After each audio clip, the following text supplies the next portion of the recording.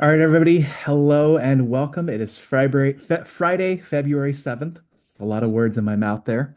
And you are here for how to build a social media influencer side hustle. My name is Albert. I'm the founder of Albert's List, and I will be your host today. And I'm excited to bring you this very unique and special webinar. With me is Charles Perallo. He's someone I've known online here for many years now. And he's also very famous on YouTube. You might have scrolled past him in your YouTube stories or on TikTok and so forth. And it's something that he's built an empire around, whether it's talking about the latest pop culture trends, news, and more. And he's here today to talk about how he built that and also bring you an opportunity about how you can do that for yourself.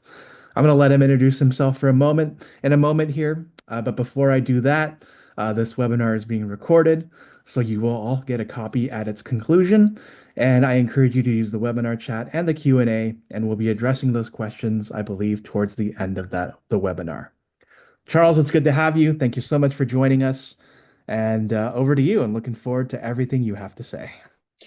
Hey there, everybody. Well, first off, thank you for joining. My name is Charles Perallo, and as Albert introduced me, I'm a content creator. And I don't really love the word influencer. I think Albert kind of picked that, but because it's the more common one. But at the end of the day, I call myself a content creator because, and by the way, everybody can see me, okay, right? Yep, we can see you Okay, great. cool. Sorry, I just wanted to. And the reason why I call myself a content creator is just ultimately that any idea is content. Any, statement, any, trend, anything that interests you is potential content. And doing this now for 4 years, I've had the ability to reach, a little bit over 1 million people every single day through YouTube, TikTok, Snapchat, Instagram. And it's been really the honor of my life. And I've also just noticed at the same time, I see so many different types of people break out for so many different purposes. I've met people who literally were 18 years old. They wanted to sell homemade lip gloss on the internet. They got a $200 kit on Amazon, started making videos, and because of the power of viral, they have businesses now making millions of dollars. I met a guy who's a very good friend of mine in the social media space who started unwrapping SpongeBob popsicles and looking for the perfect SpongeBob popsicle. And he got about 500 million views doing so off of a variety of videos in it. So it's really anything can go viral with the proper work and I honestly consistency and dedication. So I just want to give a little presentation, because Albert and I are working on doing a course, and I wanted today just do a little bit of a presentation on what give a taste of what you guys can learn about how to go viral, how to do things better, and even if the goal is to just have a new hobby, that's great. And then also if the goal is to make some money, that's also wonderful. But we want to just help you, and with that I think we can begin, right? We can begin. So this is in webinar mode, so there is nobody that's going to respond to you unless it's through the chat. So you can Okay, assume that no, I was everything's just I was recorded. saying Albert, sorry about that. Oh, okay. No worries. Okay, so and first off, just to correct me, everyone can see this, okay? Albert, everyone can see this, okay? Yep, everyone can see it okay. Okay, cool. All right, so how to go viral and keep clothes on. That's an important lesson because I will just say this: there are definitely people, the OnlyFans crowd. I've seen some people become millionaires in that, but I don't think that's for everyone. That's a different course. But let's begin. So the first thing is, the why go viral, and this is, we have a photo of Mark Zuckerberg right here, and it's that advertising's expensive, and also in my opinion doesn't really work that well. There's right now this multi-billion-dollar market through Facebook ads, YouTube ads, and more. But if somebody wants to get 1,000 eyes on a subject, that alone is about $100 through ads. It's not cheap to get, like, to acquire customers. It's not cheap to do this. But going viral is something where, with the right script, the right video, a person could manage to reach tens of thousands of eyes, hundreds of thousands of eyes, or millions of eyes very quickly, very organically, and make something better. So at the end of the day, going viral is just, the way to do it without having a huge budget.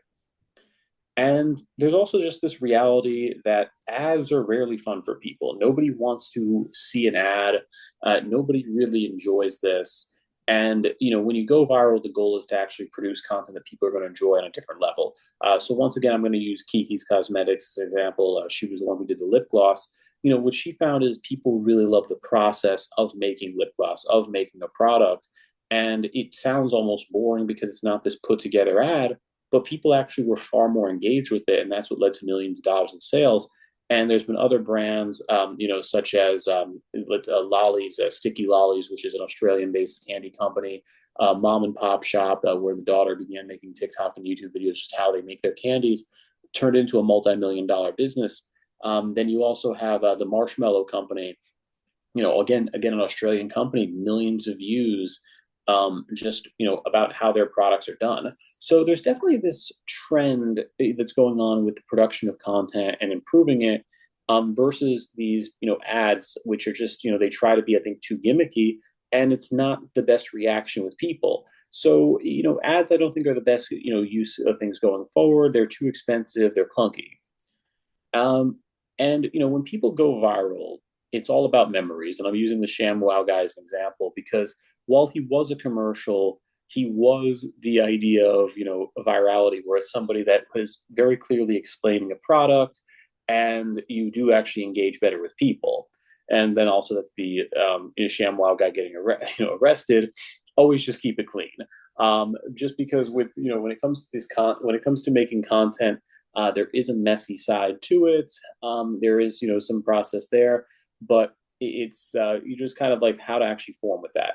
But then just kind of continuing, the bonus of going viral is also there is a price, which is fame. Pretty much every day of my life, living in the city, you do get recognized. And there is a benefit to that as well. I mean, does grow, because many people, outside of just making money, there is a joy to building a personal brand. There is, growing something over the years and progressing it as well. And then again, I have to do the Lindsay Lohan thing, keep it clean. But that was just kind of a quick breakdown on it. Overall, what I would just say about virality, and the benefits to it is that it is a way to reach a bigger group of people without having to spend millions of dollars, which is just a nicer thing to go on. And also just a lot of ads again don't work that well. But now we're also going to break down at this point what doesn't work on social media, some myths, some things that people think are working and are not. And it all starts with one thing that everyone thinks is needed on social media, and it's completely false, and that is hashtags. So numerous times, like this is the most common question I get from people who want to go viral. Will a hashtag help them? There's almost like this thing where they think there's a magic formula to a hashtag. They're like, where it's like, okay, if you put the right hashtag, like go viral, this FYP, then somehow that's going to lead to virality on TikTok, on YouTube. And the reality is that's nothing. Hashtags really don't do anything, in my opinion. And it's more of just it just doesn't really make sense. There's no actual tracking. You can have no hashtags at all, and things will work completely fine. There's only one benefit to hashtags, and that's that I'd call them a scorecard. So with TikTok in particular, it shows the most viral videos to get the hashtag. So here's two instances for me. One was the Ezra Miller case from a few years ago, where Ezra Miller was in a lot of celebrity scandals, and I had the number one video that was covering the news there, and on that.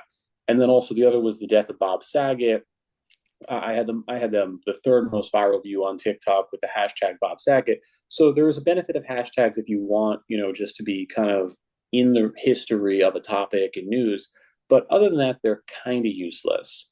And then the next thing I'd also bring up is number two is gimmicks, and that's to avoid. So I say Sean and Joe, and these were two friends of mine who were trying to make it as a comedy duo local to me.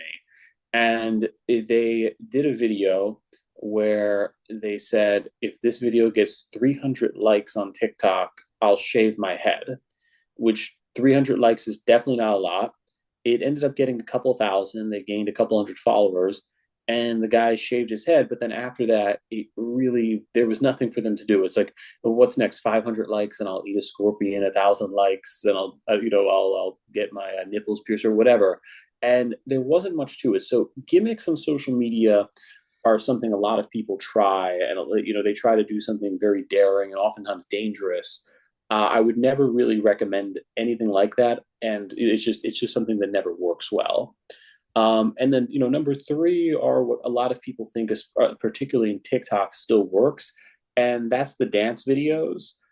Because there's a lot of people where they're going to try to form a brand around comedy and they go to dance videos. They try to form a brand around food and they go to dance videos, and they just think that's what has been in demand for years.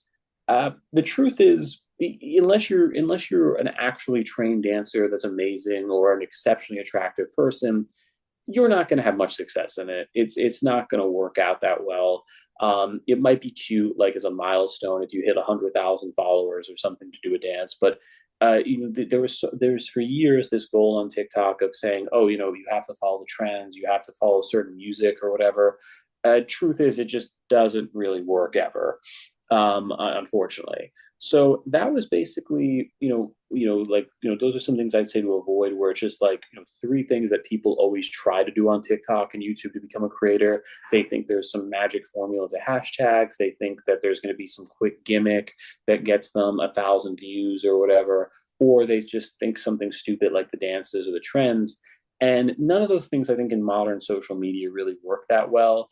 And all of these had kind of a moment, like, with hashtags in the beginning of Instagram, they mattered. Now they're completely useless.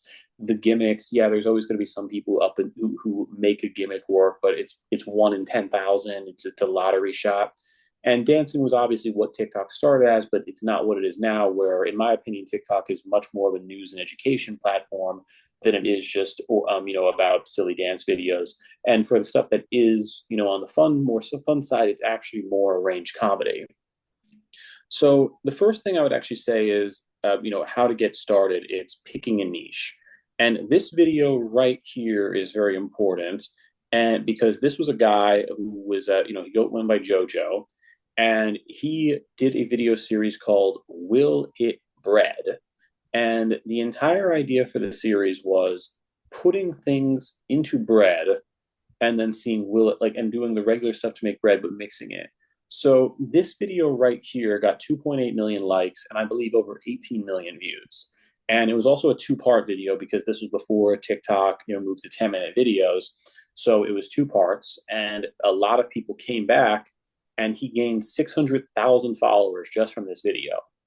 And the video did very well, where basically he just put thin Oreos into bread and made a grilled cheese out of bread, out of Oreo bread.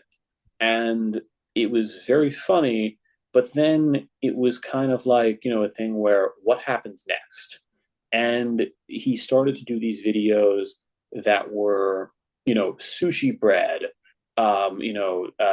spicy bread, Starbucks bread, and he would just put the most random things into bread, and it was working well for a while, but then it died, and it wasn't an interesting point.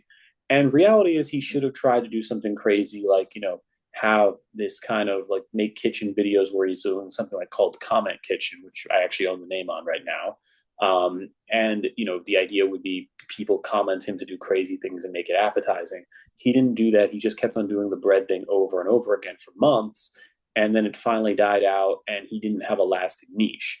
With me, the reason I've been able to do this for 4 years now and have success doing it is because news doesn't stop, especially in the entertainment industry or the political world. The news just keeps on coming in. So I'm not saying that everybody needs to become a news head or a talking head on that, but they need to pick a niche and pick something that is capable of surviving. Now, there's one person I'd like to bring up, which is a man named Noah Dannenhauer, who he started off doing niches that were a bit different, where he originally was trying to do comedy videos, didn't have much success about it. And then there was a thing with Charlie D'Amelio, who was at the time the biggest TikToker.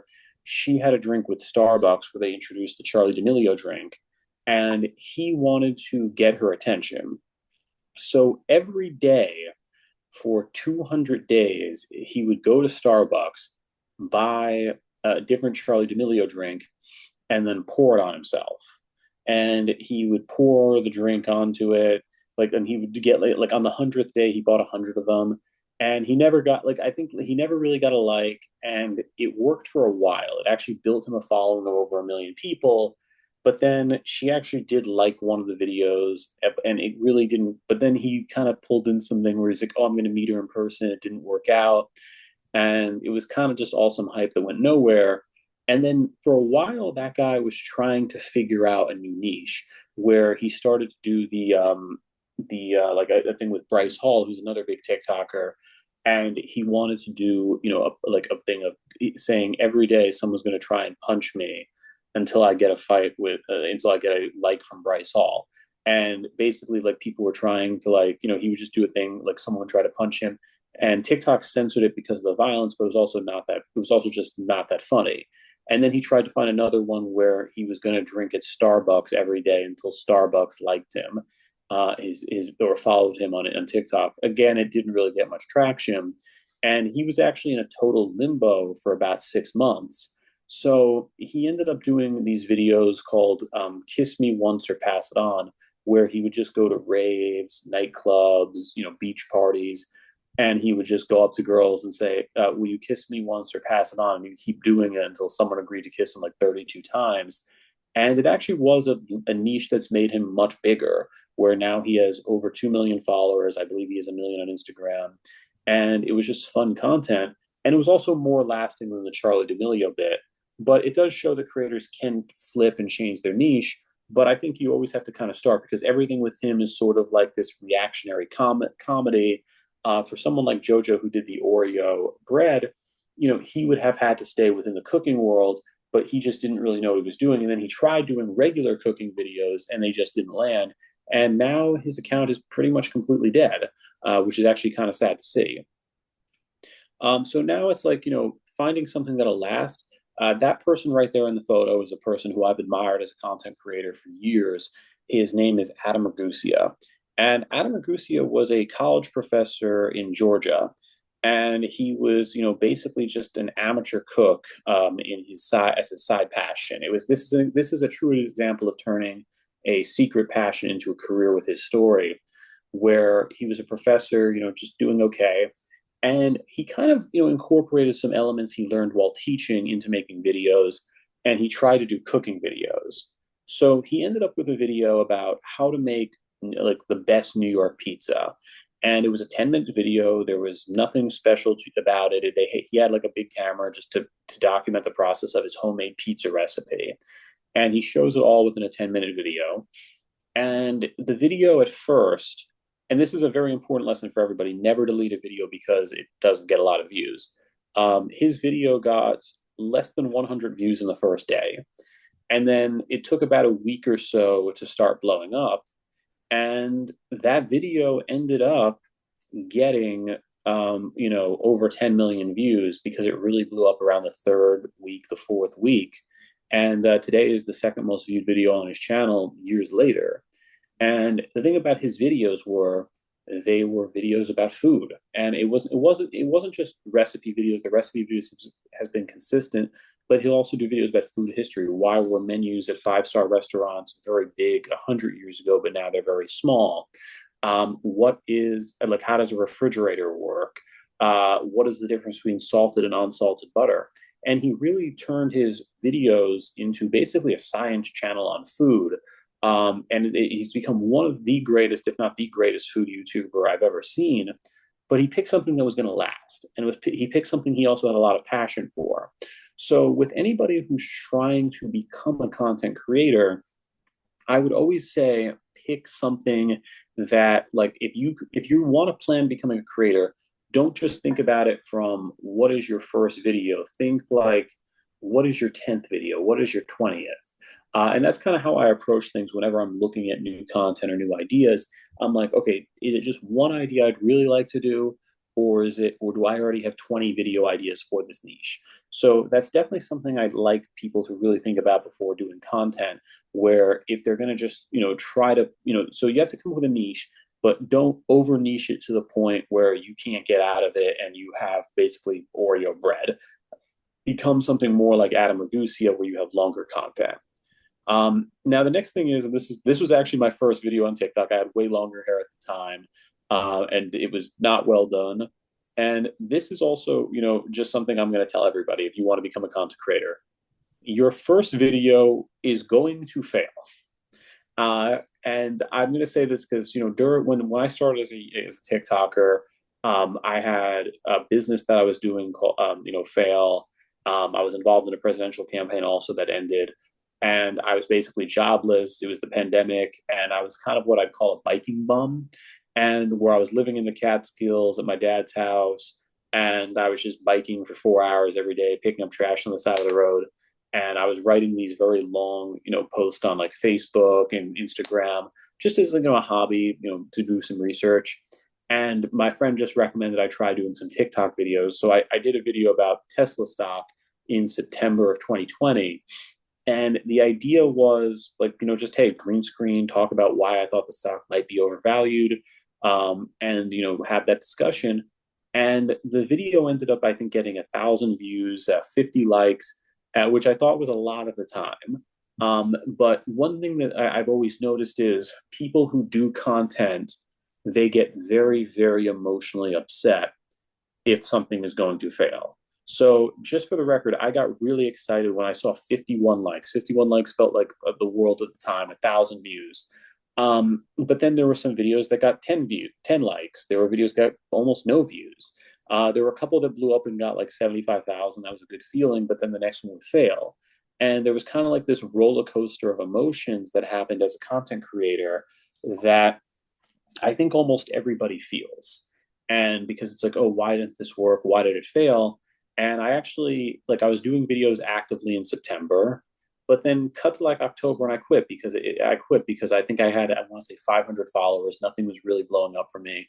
And 500 just felt so small because I would look at the other creators like, oh, this guy has millions. I have 500. I'm nobody. And then cut to like, I quit for about a month, and then I got more consistent again in December of 2020. It kept on trying new things where I was like, out for a while, I found myself a little bit of a political niche, but, I didn't love it. And then I noticed there were some videos that I did that were more celebrity focused. They were getting more views. And then I was like, okay, well, this music works well with my voice. Let's put that in the background. And then I was like, okay, let's have it be rapid fire instead of one photo. Let's have it be, multiple frames, multiple takes, and just kind of figured out a style over time. But this was over 40 to 60 videos, maybe even more, in a period of, 2, 3 months collectively. And then cut to the second week of January 2021, I did a video based on a Facebook post I wrote about the financials of Adam Sandler movies, where I just went into, hey, if his Rotten Tomatoes score average is so low, if people make fun of him as this awful like producer or actor, why is it he continues making movies? And I just dove into, oh well, his movies are really cheap. They get made in extremely fast amounts of time. They make higher. He has twice the profit margin that Martin Scorsese has on his movies. He's a higher profit margin than Christopher Nolan. That's why he keeps doing it. And I turned that into a 1 minute video. And I was actually kind of bummed that day because I did two videos that were celebrity related or Hollywood related. The first was about a financials of the movie Avatar. I had 6,000 followers on TikTok at that point, and that video bombed. The Avatar video, I got up in the morning, posted because I was making videos the night before, and I checked an hour and a half later, 2 hours later, it had 8 likes, which really stung. And I'm like, okay, this is not working. I post the Adam Sandler video, and I was also as a hobby doing interviews with people. So I was interviewing a woman named Nona, who was a former Hell's Kitchen winner. I did an interview with her for an hour, perfectly fun interview. And then I checked my phone, and my Adam Sandler video at that point was not even up for 2 hours, and it had 130,000 views, 18,000 likes, and I was already up about 2,000 followers, and I didn't even check my phone for an hour. So I sat there and I'm like, this is a win. I was like kind of pacing through my house. I was telling my younger brother, I'm like, this is going to go viral. And it ended up getting, 3 million views. And also, it started to put my other videos in the algorithm. Because one thing I'm going to just say right now, never delete a video, because when you start to go viral, when your first one goes viral, the better videos in your archive will start to pick up as well. And that was very true for me with both TikTok and YouTube. Where with TikTok, I had one video that came out in December of 2020, and that video picked up after the Adam Sandler did and actually got 2 million views. And on YouTube Shorts in particular, this is amazing. Where I had a video when I first started YouTube, which came a year after TikTok, I had one video that got 1,200 views in a period of 30 days. And then 6 months later, when I started picking up on YouTube, that video picked up and gained 5 million views, and still is to this day one of my most viewed videos ever on YouTube. So I would definitely say, just walk into making content with the expectation your first video will flop, your 10th video will flop. And if your 50th video flops, keep on working to see what is getting better, what's getting worse, but keep on making content and don't get frustrated in that process. And I just think that's like, an attitude that people miss when it comes to content creation. And I also would say, handle this as kind of a part-time hobby, even if you're trying to make it into a job, because, I ran with the attitude that I was going to, because I was working on another startup while I was doing this. And I ran with the attitude of, I'm going to focus all of my attention on working out my startup and then also TikTok. But TikTok was kind of last in my mind. But I'm going to put 2 hours a day into TikTok in 2021. And that 2 hours really paid off, where I came up with, about 4 videos every day that took me a half an hour each to make. And I was at by when it came to like we got to like March or April of 2021, I was averaging 1.5 to 2 million views every single day on TikTok. And then, you know, and then also it's like what was the next one? And like, the next one is also kind of because like, just kind of goes back to the point, because it gets better. And I'm going to talk a little bit more about what better actually is as a content creator, and I want to mention a little bit about the money side of doing this because I think that's why some people are here. So first off, when it comes to making money through TikTok and through social media, I was probably the worst person in the world with it because I think every opportunity that I could have made some money, I kind of came last to. So one thing was there was a rumor on TikTok that if you join the creator fund, your views get lowered. And at the time, I was so obsessed with the views and the actual idea of going viral. I was more into virality than money itself. It just was more worth it to me.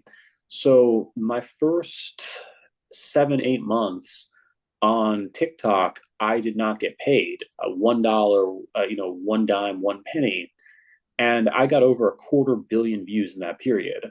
In fact, I think it was probably 350 million now that I think about it, because I never turned on that creator fund. And cut to the summer of 2021, I went to the dentist because I was having the worst tooth pain in my life, and they told me I needed 6 root canals and it was going to cost $20,000. And then, to make things, much worse, my dog of 13 years passed away. So, I didn't have that much savings at the time. And I put a lot of it into, helping my dog. And, didn't work out. And then at that point, I just kind of said, okay, I need to make money. If the views go down, that'll suck, but let's try to make money. The views didn't go down.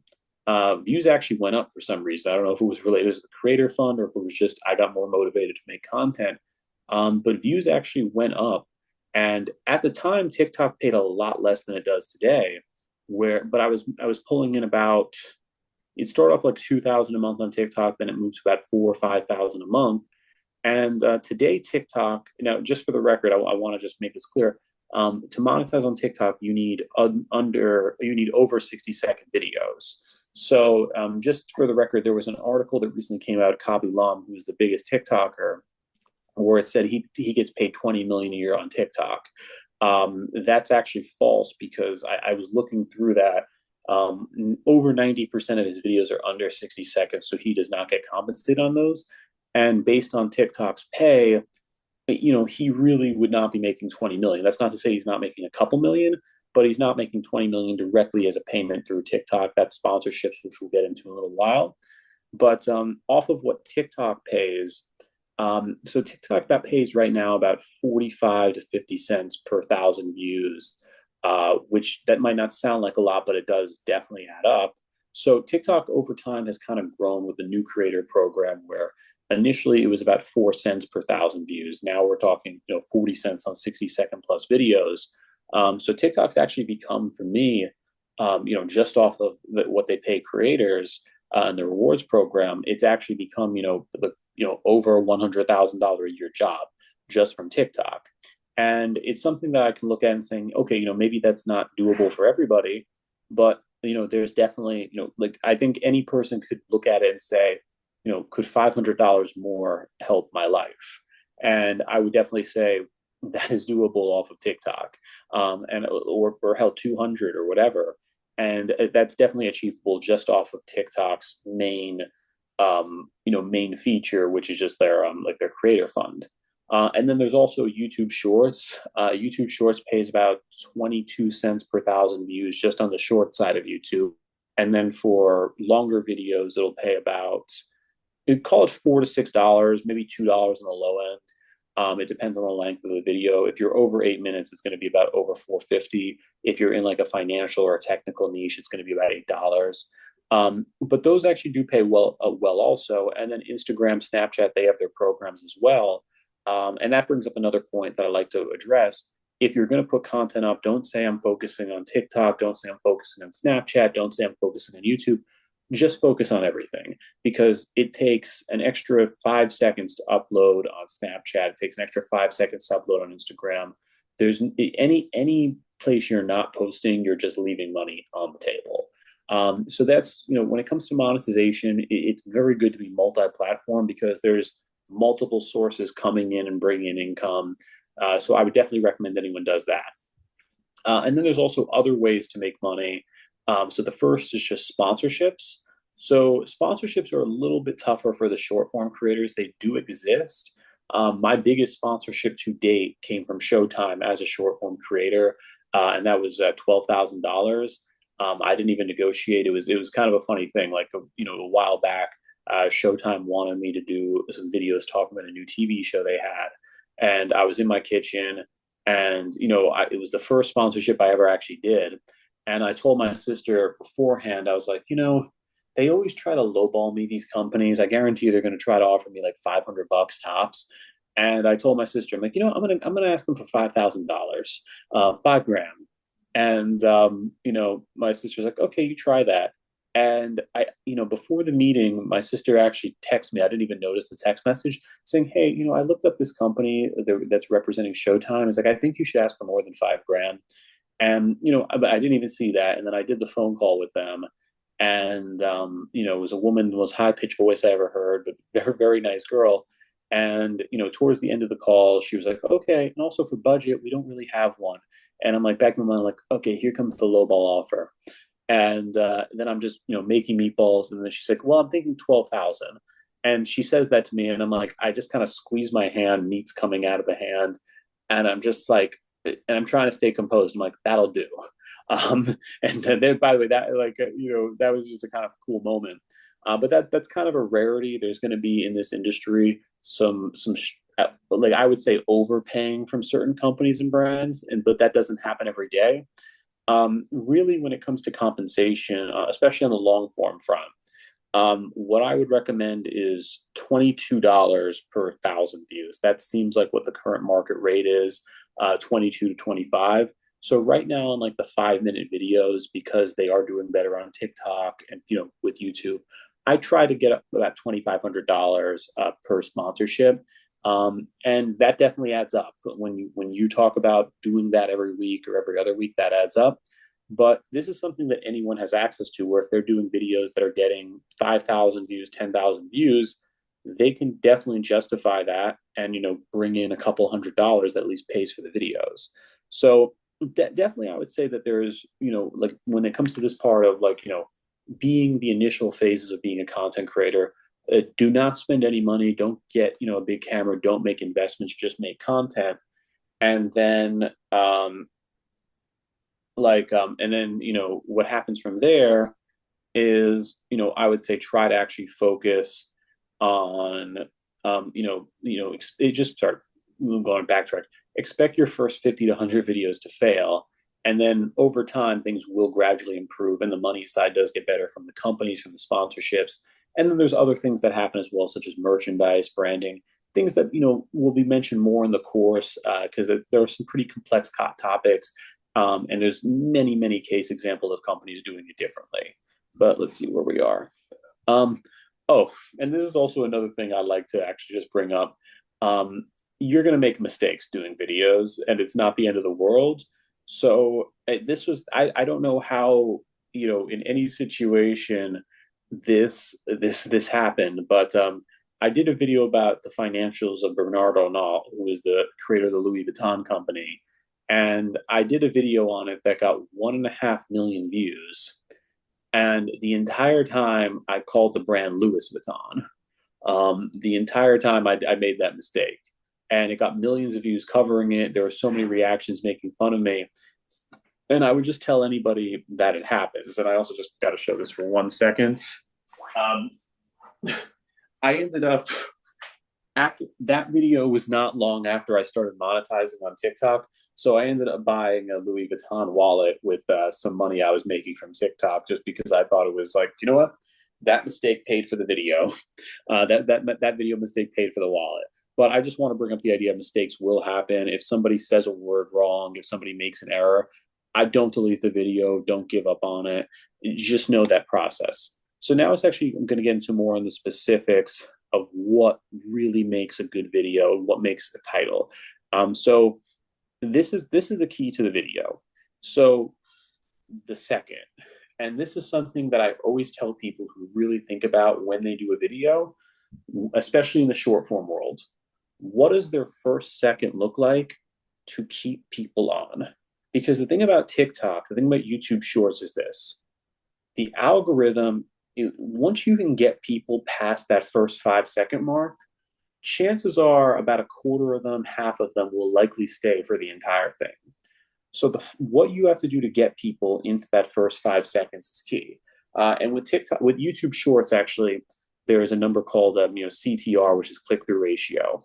And going to VidCon, I meet a lot of other creators, and I ask them what they like to see for a CTR, and they were saying they like to see 80%, 75%. Um, I showed my numbers, and I was having 98%, 99%. And it was so good. Multiple people took pictures of my CTR saying they've never seen a 99% CTR, which is kind of cool.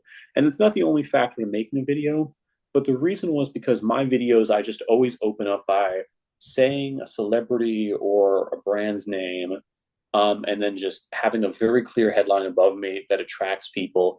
And sometimes it does get, a little bit confrontational.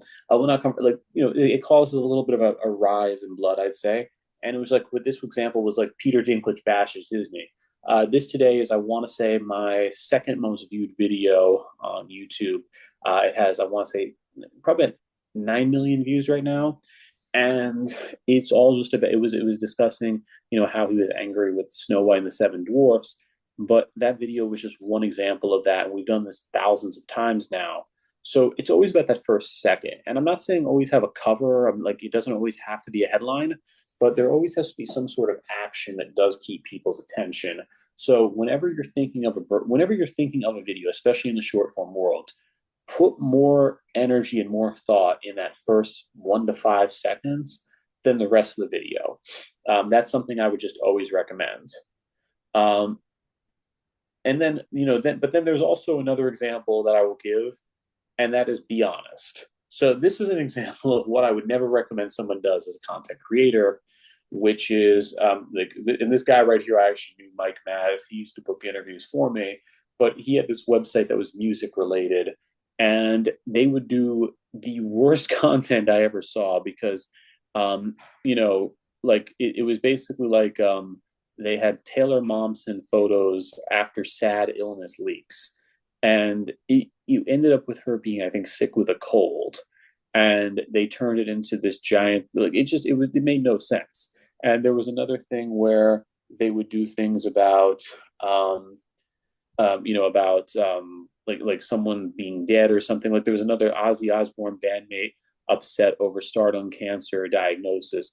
There was such a level of dishonesty, And eventually, and this company, by the way, like this news website, they were actually making about off of ads and other sponsorships about $500,000 a year, but they went way too far with it, and they got delisted by Google. They got removed on like Google Ads, and they effectively went from raking it in to going borderline broke in a period of a few months. So that's something to always just keep in mind. There's nothing wrong with a little bit of clickbait, I would say. I mean, hell, my company's slogan is making clickbait educational, because I do think there's a value in having a headline that is aggressive to get clicks, but you have to actually have the muscle to back it up. And a lot of people just don't really do that. And here's an example of something where I would actually say we did do good clickbait because it was a true story. Vladimir Putin did steal a super ring in the 2000s and a Super Bowl ring in the 2000s. And it was, it was like this thing where it's like, okay, this was right during the whole Russia Ukraine invasion. Um, and it just kind of drew some questions in itself of what made the headline work, where it's like, oh wait, did Vladimir Putin really still steal a Super Bowl ring? So this was just like an approach I always do, where the key to a good headline is you have to really also ask a question. You have to make a statement, but at the same time that statement makes people ask a question. So that's very important right there. um, and then it's like, then we have the thing of, finding good information. But the next thing I want to also do is, the approach I would always recommend in how people go viral, and especially in the beginning, and it is viewing yourself as a remora. And what is a remora? It's the fish that attaches onto sharks. They are the fish. They don't bother the sharks. They don't feed off the sharks, but they do look to the sharks for a ride, and they grab onto it for a ride. And remora is what I would recommend any content creator wants to become. So, for example, there was right here in the whole idea of the remora, during the Johnny Depp and Amber Heard trial. That's when I really started to blow up on YouTube and TikTok. I got over 150 million views on social media covering that trial. So I was right. And I look, it wasn't anything clickbaity, nothing was a lie, but every news story I would report and turn into a video.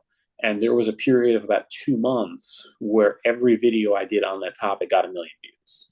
So whenever there's something in the news or something big going on, it could be a movie, it could be an event, there is a value in trying to follow it to the next level. But then there's also another creator that I would actually really love, and maybe some of you guys have seen him. His name's Andrew, but he goes by Binging with Bobish. He currently has over 10 million subscribers, and he is the biggest food YouTuber right now, besides maybe Nick DiGiovanni. I was a mouthful with that name. And Binging with Bobish, this video right here is what made this man a millionaire. And it's a burger with a bun you can buy at Walmart, cheese, and lettuce and tomato. And the reason it worked is because the video was titled "How to Make a Krabby Patty." And all he did was make a standard video making a cheeseburger. But because it was titled Krabby Patty and not cheeseburger, it got 10 million views. In fact, I think now it's over 22 million. And it's the most basic burger video you can imagine. And he's turned that into a series of hundreds of videos where he'll go to he'll look at every movie and TV show. And if there's some food in it, he will find a way to turn it into a video. So when Stranger Things season 4 came out, he was saying, okay, what is my Stranger Things video? And he saw a scene from the second season where they were eating KFC. So he just decides to make KFC on his own. And it's titled The KFC from Stranger Things. So it's all about following those trends.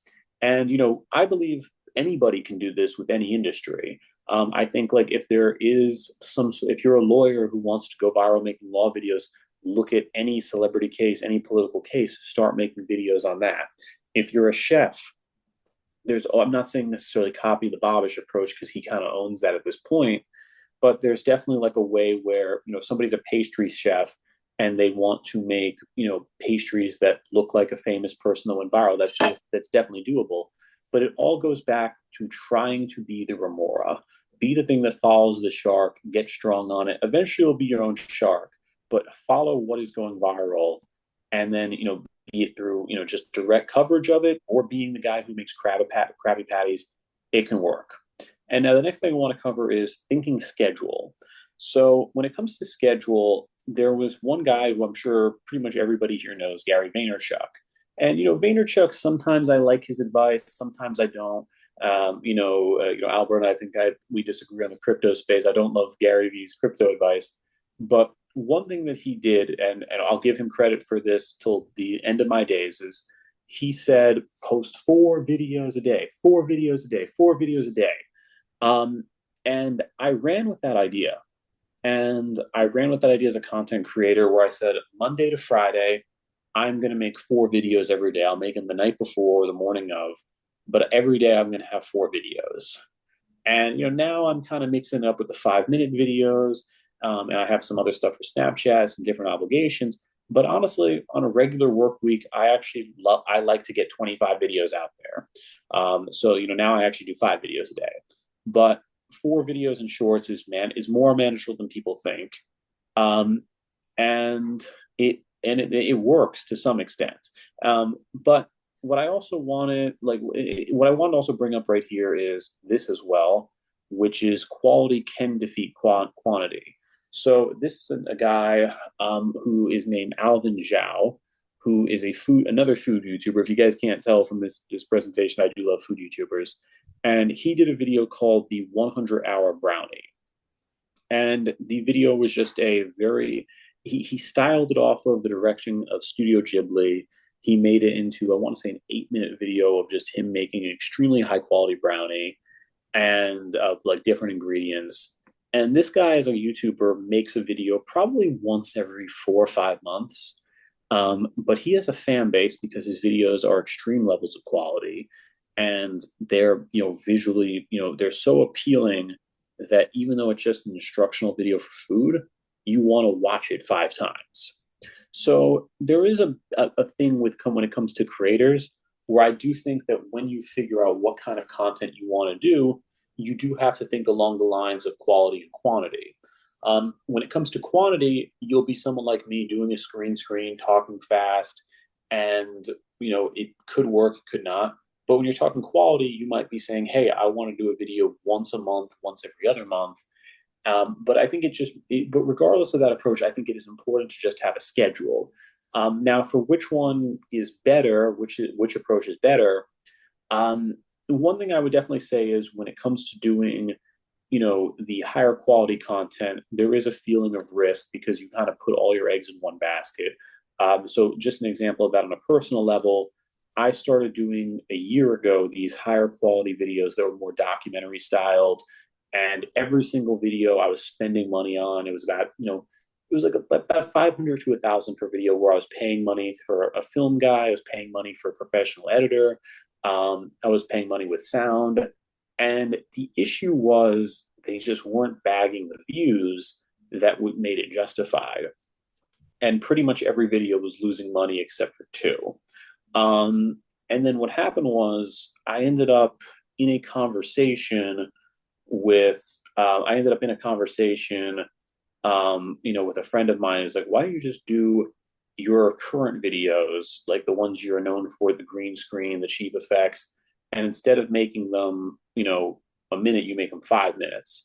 So in November of 2024, I actually began doing that, and YouTube is a little bit longer in the algorithm, but there's been some success on YouTube, but they've really taken off to the extreme on TikTok, where pretty much every single one has broken 100,000 views, which is very good for 5 minutes. And I would say 1 in 5, 1 in 4 breaks 1 million views. And because of that, my sponsorships, began to we really started to charge $2,500 per video. In fact, while we're speaking, I just got an email from my rep. We're now talking $10,000 deals, and keeping and just kind of when it comes to the conversation of quality and quantity, the higher quality videos I was trying to do, I could really only get one of those out every few weeks, compared to these current ones where I can do multiple per day. And because of that, it's allowed me the ability where there is a serious conversation now to make over $500,000 a year just off sponsorships, maybe even more potentially. So that's something I would definitely, but going back to the whole conversation of quality and quantity, there's no right or wrong answer. But I would definitely, for a beginner on social media, I would try to view themselves more as a quantity creator, unless there really is kind of a niche they feel they mastered. Because even with Alvin, for example, being a quality creator is really working for him, where he has more subscribers on YouTube than I do, and I would venture to say he can get much bigger sponsorships based on his, view history. Where if he wanted to charge $40,000 for a sponsor based on his views, where every video he does is commanding over 5 million views, I think that's actually justified. But the thing about Alvin is he was also, one of BuzzFeed's biggest content creators with Tasty. He actually works for Binging with Bobish doing videos for him, and he's been involved in 5 different YouTube channels and brands as a content creator before he began doing his own content. So he had a lot of experience going into it. So I would lean on someone starting out to just try to be more of a quantity creator, going from the perspective of, okay, how do we get 50 to 100 videos out within a period of 3 months? And like, some of them are going to be bad, some of them are not, but just go, I would say just get content out. And I also say that from experience because every business I did before becoming a content creator, the value I always thought I was bringing to the table was social media. I ran political websites. I was the social media guy. I ran political campaigns. I was the social media guy. I ran websites in the e-commerce space. I was the social media guy, and I managed also content for people who were Playboy models. Kind of some like I'd say D-list celebrities, football players, and I was always running social media for years for people, but I never got to do them. But the reason I procrastinated for years doing my own content was because I was always obsessed with, oh God, I have to buy a big camera. I need a better laptop. I need to learn how to use Final Cut. I need to hire an editor. I need to do all these things. I procrastinated myself out of doing this for years. When reality, the moment I just picked up a cell phone, started doing videos. In fact, today I did a 5 minute video, which right now, just to check, because I haven't checked the views myself, on TikTok currently has, let's see, 12,000 views after a few hours in, which is not bad. Like this is a 5 minute video about the Jurassic World franchise. That video, I made it by taking, because I was looking for a cheap way, I was looking for a way to mount my phone on my table in my hotel room. I took a garbage bin and a tissue box, and I used that to make a mount for a video. So, there used to be this process in my head where I thought about a million things I needed to do to make a video.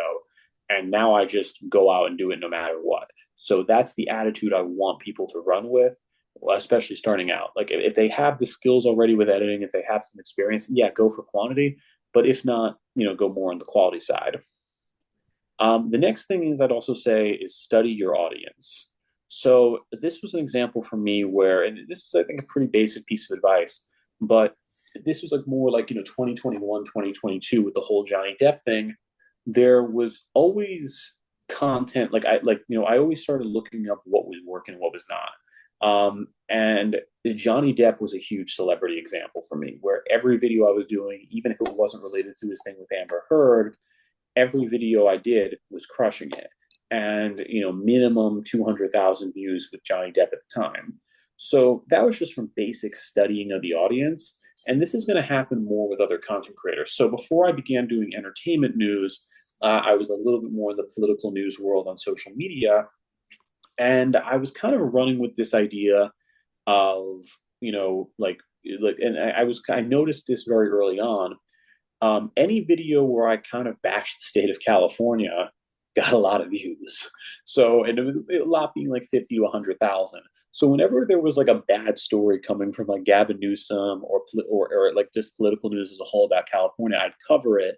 And there were a lot of people, who were obsessed with hating the state of California, which I love, by the way. But whenever I did anything that was kind of negative on California, it got a ton of views. So that's something I would definitely recommend. Always just kind of study the audience of what is working and not working, and trying to fill it out. So it could just be, in my case, it was celebrities, but there are other niches it can do much more on. it like, and then there was also like this as well, by the way. So like, trying new things. So I'm like I said, I was a big writer. I love doing content where I'd write, longer posts on Facebook and so on. And it was just kind of a hobby of mine. But I began actually starting on the YouTube community page to put them there. And a lot of them were just kind of breakdowns of everyday items and the economics of them, and those broke. That did very well also, and that also was just trying new things and new experiments. So like one thing I always like to do with videos is I always like the style I'm doing for videos. I think I'll always continue to do, but at the same time, I always get this feeling as well that it's good to try a completely different type of video at least once a week for me. And the reason for that is that sometimes it brings in a bigger audience, sometimes it bombs completely, but it always is kind of a fun thing to try out. And sometimes you discover a new niche doing it. Recently, for example, I started to want to do videos about movie franchises and what's going on there versus just do the celebrities. So this week there was a video done about Fantastic Four because the trailer just came out for it. And that video on it was 5 minutes long, really breaking down the Fantastic Four franchise. Got 180,000 views, which is not bad for TikTok on a 5 minute video. So I decided this today we're going to do Jurassic Park, which is also doing pretty well. I do believe that'll probably hit over 100,000 views. So there's always, and that was also just experimentation. And once again, an experiment, if it doesn't work, all you did is waste a little bit of time, but you still also gained experience from it and you took a risk. And this was also just something I'll ask, as well. I'm actually one of the biggest people when it comes to polls on YouTube. In fact, I think I'm the most voted in guy for the YouTube community page ever. I've had over a billion votes on polls and quizzes. So I always like to ask people questions, but and just do it's just always kind of a nice niche as well. But this can also relate to somebody's audience, where especially with YouTube, you have the ability to ask polls. Once you surpass 500 subscribers, you get access to the community page, which is a much more kind of Facebook type way to engage with people. And you can do a quiz and link a product into it. By the way, so that's something I was just always recommend asking people questions, especially through YouTube, because it's the easiest one off the community page. And try to get some sort of daily question when it relates to your content, like, oh, what do you think of this, whatnot. And in my case, I do more of a general approach to the YouTube community page, which reaches millions of people. But there's nothing wrong with the community page catered on reaching the current audience a little bit more and just trying to understand what people are looking for more. Because I have learned over time, what stories people want me to cover. But then also at the same time, there is this attitude the customer isn't always right. There were a lot of people who were commenting saying, "Oh, I want you to cover P Diddy videos," and I tried that. They didn't really sell. There was a way to kind of repackage around other celebrities related to P Diddy, but I learned very quickly the people interested in that already knew more about me on the topic. So sometimes listening to the audience isn't always great, but I think it is nice to ask questions and get a general understanding. Let's see. So first off, things to never do. And I want to just talk about this. This is more about like a little bit more on the mental side of social media. So this is an example. Pretty much every day on social media, someone says I look like the uncle from Full House. I think they're being a little nice to me, but anyway.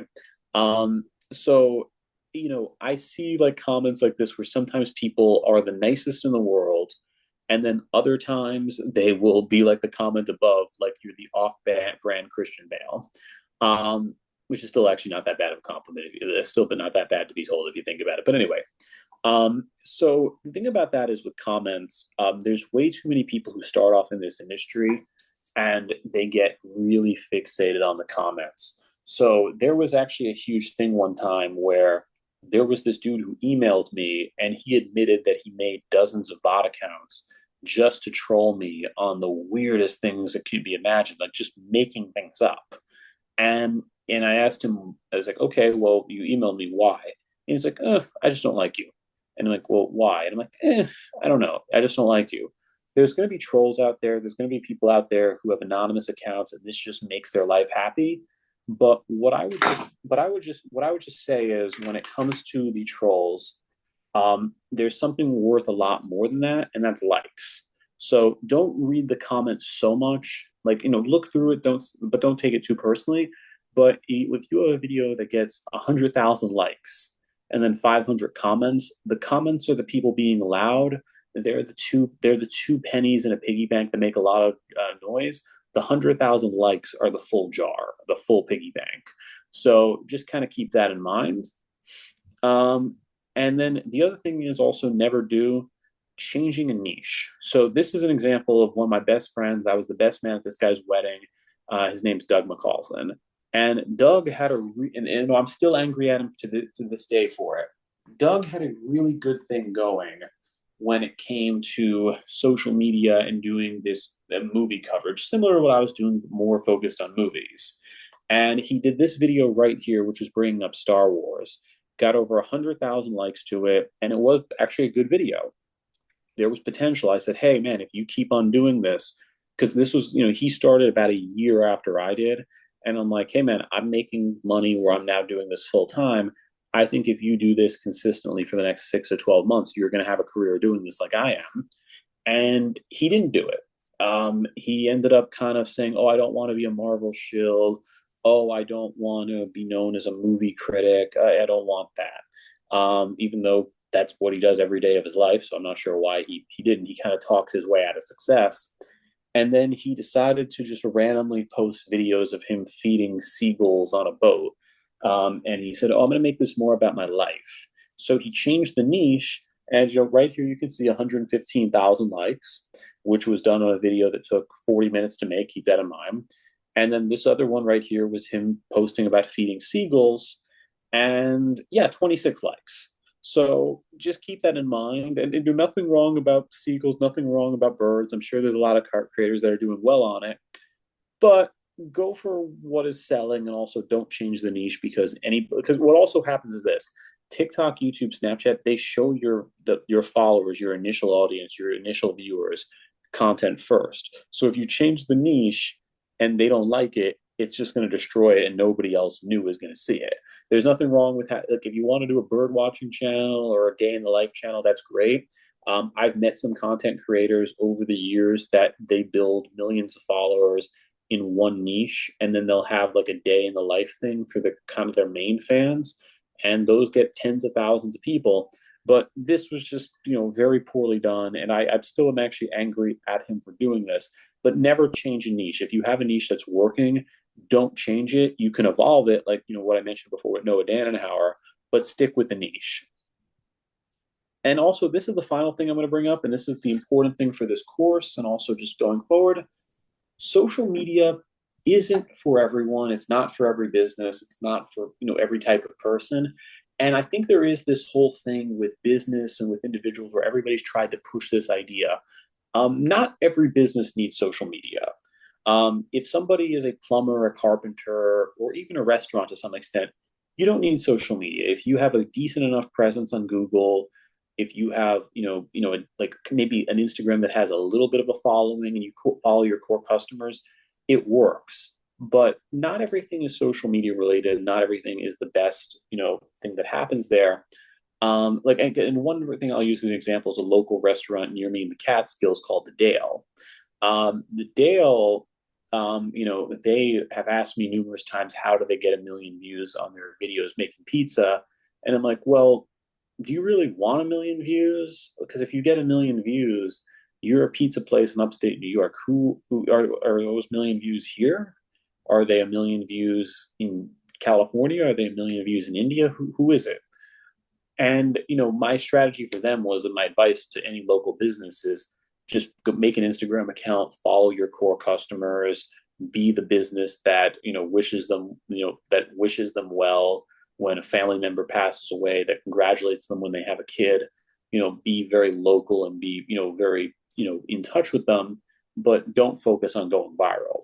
So that's something and also there's a personality type to this. If you want a more stable job, social media is probably not for you.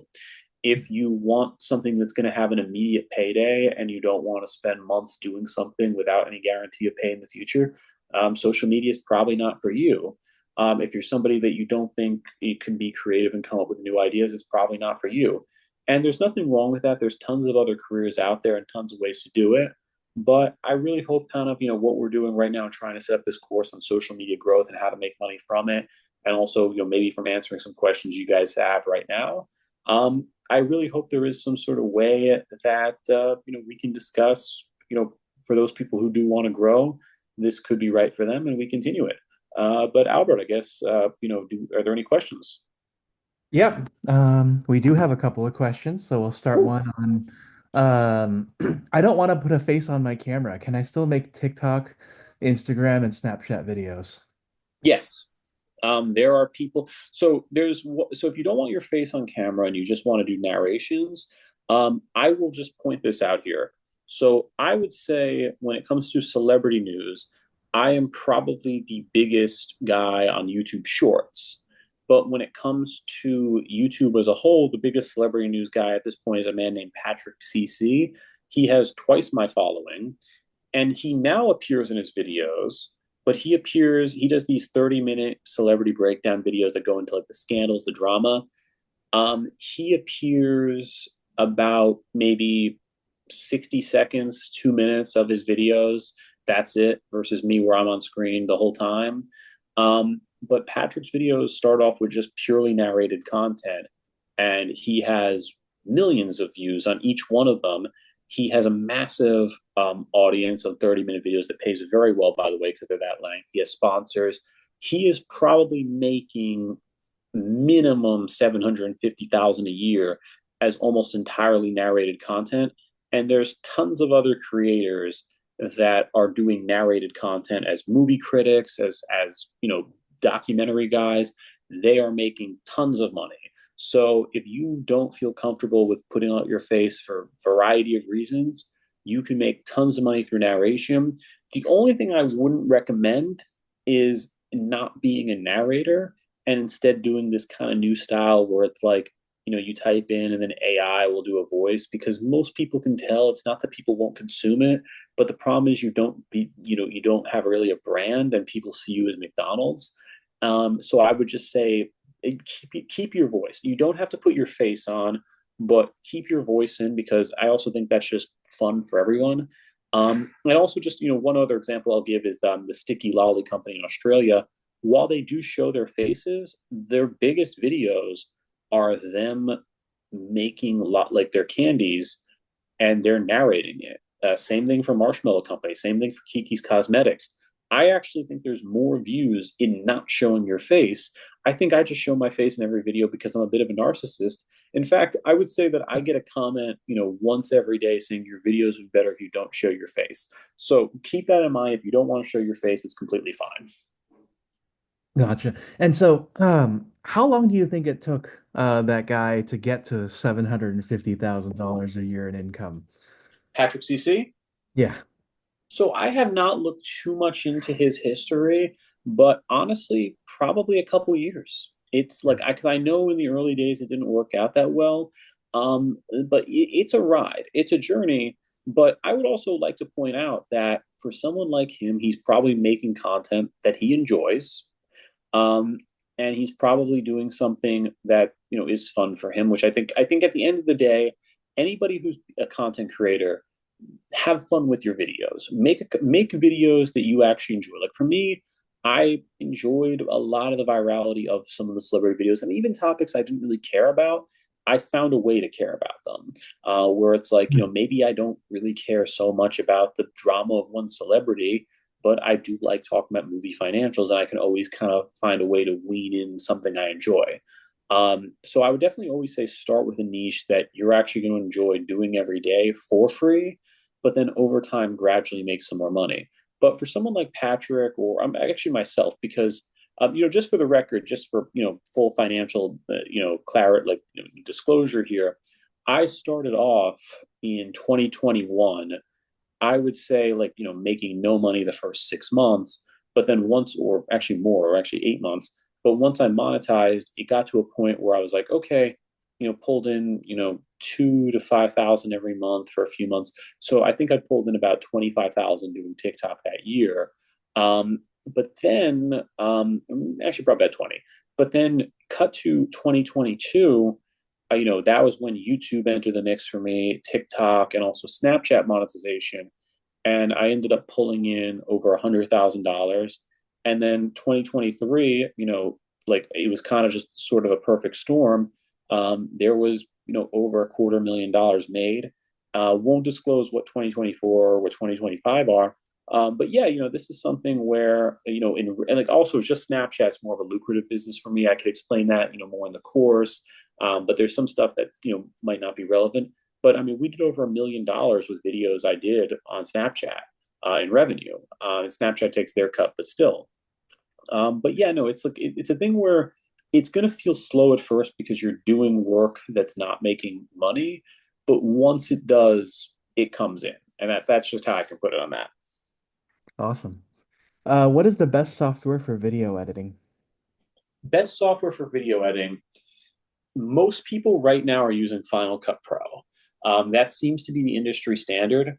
What I recommend for a startup creator is just doing TikTok editing tools. That's what I've been using for years. Using CapCut as well. Um, I would start off with just that to make the simplest videos. But if you want to get better at being an editor, Final Cut Pro seems to be the industry standard. A lot of people love Adobe, but for some reason it just like because I think it's because of the sharing functionality. Final Cut has become, at least in the world of YouTubers and TikTokers, has become more and more of the premier. But also CapCut and TikTok do very well. Awesome. And then the final question before I hop into the boot camp a little bit here is what are the top five challenges of influencers and creators as of today, especially with AI creators? With AI. So a lot of people bring up AI. I don't think there's been a true point of competition yet from AI. Obviously, there's some videos I can tell are kind of AI. Like we hear about these AI, like audio, like narrated videos, these AI scripts. I can't say they've knocked anybody out of the race. And there's more failures from AI than successes. I think once in a while an AI video hits it big, just reading off the news, but that's kind of a rarity. When it comes to the top five biggest creators, when it comes to the top five biggest challenges a creator will face, though, I don't know if I want to do AI as the example, but for big challenges, well, I'm also not going to include TikTok being potentially banned. I think we were kind of past that one, but that was a looming threat. I would say that one big challenge we face is obviously the risk of censorship. Well, not risk of censorship, the risk of demonetization on videos, especially with TikTok, because TikTok is pretty strict. So I regularly get videos demonetized, and I have to email the company, email my rep, and pretty much 100% of the time I get the video remonetized, which is cool. But the problem is I got to a point where I have, over 1 billion views on TikTok. So they give me a rep. I know who to email. But for a startup creator, they're not going to have that level of access yet. So that's a tough one because it really does burn. Because there was one video I did which got 3 million views recently on TikTok, and they said it wasn't going to be monetized. And then like I fixed it. It took a couple days, but it got fixed, which was a nice feeling. But it sucks to think realistically, like a couple $1,000s was lost potentially. So that's one challenge. Another thing I would say is when it comes to startup creators, definitely I think finding ideas for videos. Doing my niche, I've never had a day where I can't come up with an idea. I come up with, I keep a list on my phone. I have, like every single week, 20, 30 ideas for videos. Most creators, like I speak to, once they get good at it, they like, Alpha Aaron Marino, who does Alpha M, he showed me his list one time, and he actively has like 150 to 200 video ideas on his list. So we all have a tons of list, but I think initially it's like trying to figure out what works. So that's one challenge there. Another challenge I think is also just figuring out what actual compensation is when it comes to the sponsorships. because, like I said, I told everybody the real number, which is $22 per 1,000 views. But when I tried finding that out, I couldn't go online and just find a blog that was that. It's kind of something people try to keep in the dark.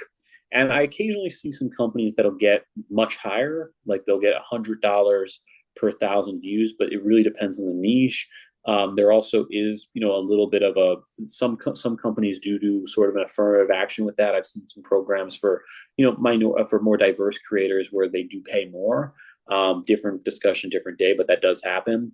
But um, I would also definitely say the financial niche does pay better. So if you're doing financial content, it's not impossible for a credit card company to offer an $80 per 1,000 view payment. So if you're doing financial content and average 100,000 views, that could be $8,000 per video, and you can do that every week.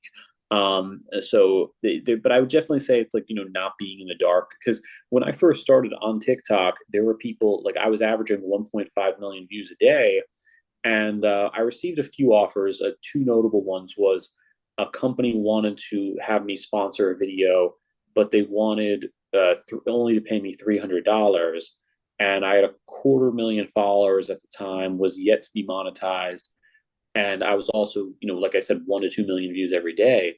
And I almost took that deal because I just wanted some extra cash. And then I was like thinking, I'm like, wait, I've got so many views, that's ridiculous.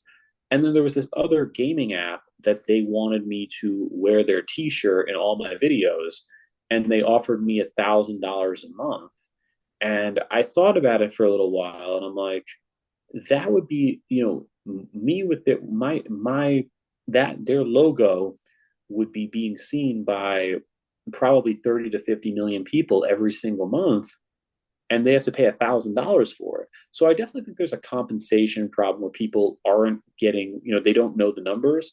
But I would just say never take a deal for a sponsorship that's under $20. But I think those are some challenges. I think there's more specifics, but listing five off the top, it's kind of tough. But that's what I say, like, are some challenges creators have right now. Wow. How do you organize your videos? The way I organize it, or at least try to organize it, is I come up with, because originally I was doing videos every night. And that was kind of a bad thing on my sleep schedule. So now I try to get up every morning, around 6:37, and get a little breakfast in, get some water in. And I like to, by 7:45 to 8:15, get in my chair, make a video, and that's going to be the 9 a.m. video. I'll normally, because I always have my weights, do some burpees, lift some weights, come back 5 minutes later, do a second video, and then keep that process up until third, fourth video, or fifth video done in the day. And that's how I like to do it. And then I like to release the videos ideally at 9 a.m., 11 a.m., 1 p.m., 3 p.m., and 5 p.m. And that's how I like to handle it. I like to keep a 2 hour gap between each video, ideally. Sometimes it's less. There's not really a penalty on it. I would never post a video under an hour in between the previous videos, but that's just how I like to handle my schedule. And then I like to get the videos done by, it takes, for me personally, I like to work from 8 a.m. to about 10:30 a.m., then hit the gym and work on some other projects and stuff. But I like to keep about a 2 hour work day on the video side of things. And then I would say the night before, make a list of videos where I like to hit four to six ideas. And then morning of, maybe do a quick check to see if anything popped up in the news.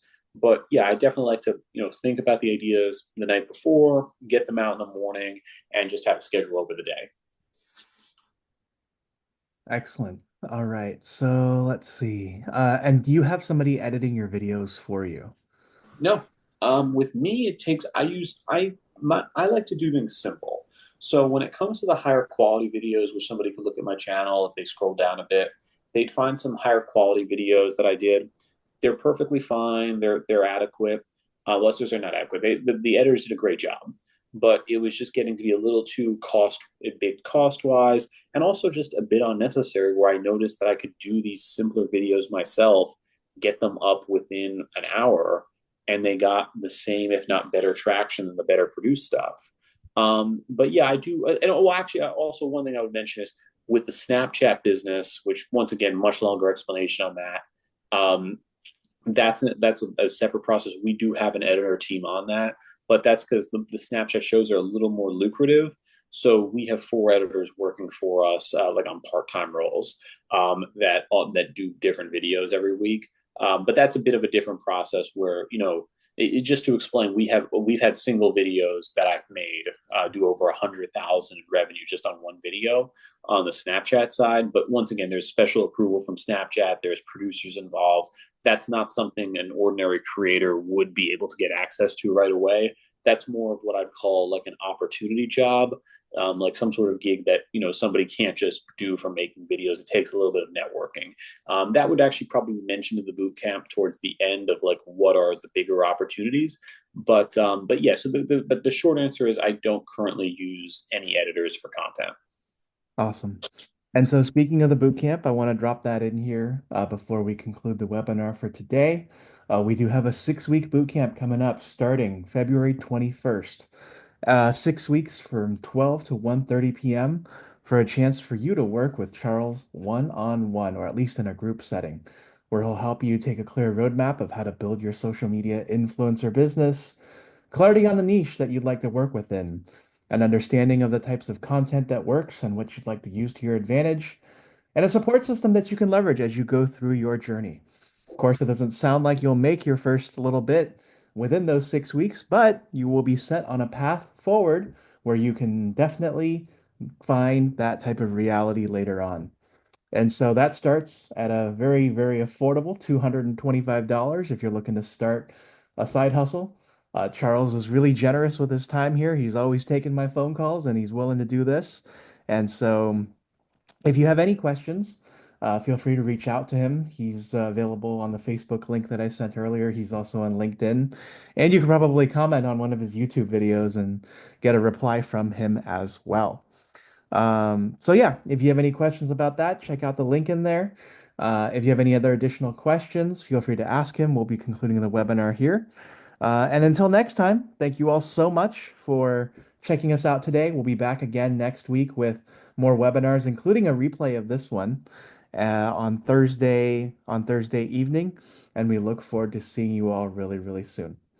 All right, thank you everybody. Have a wonderful weekend, and we will see you soon. Bye. Pretty much.